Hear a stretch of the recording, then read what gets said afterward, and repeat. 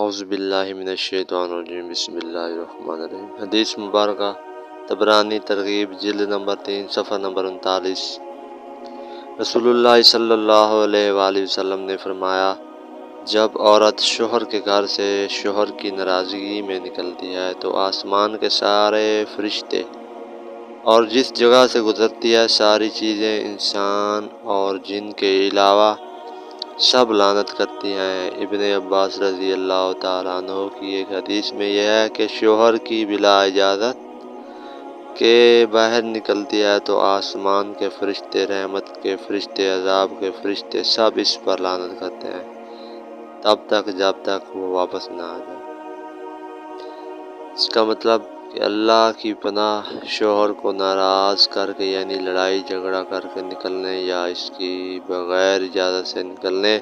کی کیسی سخت سزا ہے کہ ہر چیز اس پر لعنت کرتی ہے۔ اول تو ناراض ہی کرنا درست نہیں، اگر کسی وجہ سے ناراضگی ہو گئی ہو تو غصہ ٹھنڈا ہونے پر معافی تلافی کر لینی چاہیے، نہ کہ گھر سے باہر میکہ وغیرہ جانا چاہیے۔ اس طرح اس وعید میں وہ عورت بھی داخل ہے جو شوہر کے منع کرنے کے باوجود اس کی غیر موجودگی میں جاتی ہے۔ خیال رہے کہ پڑوس میں جانے پر شوہر منع نہ کرتا ہو تو اس کی موجودگی کی طرح غائبانہ بھی جا سکتی ہے کہ منع نہ کرنا غصہ نہ ہونا ہو حکمات ایجادات میں داخل ہے۔ شوہر کو بھی چاہیے کہ اسے بالکل قید میں نہ رکھے بلکہ اڑوس پڑوس میں رشتہ داروں میں جانے کی اجازت دے کہ اس میں ان کے حقوق کی ادائیگی ہے جو باعث ثواب ہے، بشرط یہ کہ فتنہ فساد کا اندیشہ نہ ہو۔